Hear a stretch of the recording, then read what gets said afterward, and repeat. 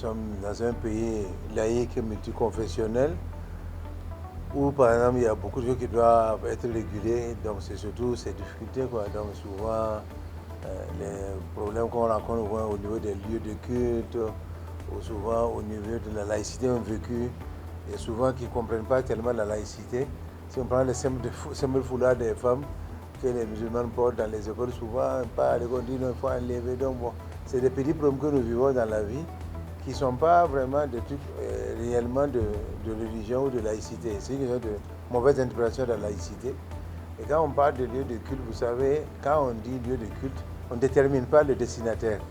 On a plusieurs composantes religieuses.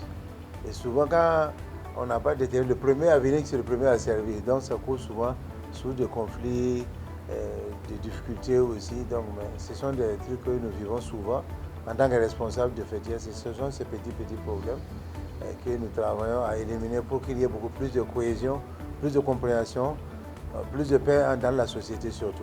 Le message islamique que nous sommes en train de travailler régulier, c'est faire en sorte qu'entre nous musulmans, le message soit pacifique, que personne n'insulte l'autre, ne manque de respect à l'autre. Et aussi travailler que notre message ne heurte pas les autres confessions religieuses.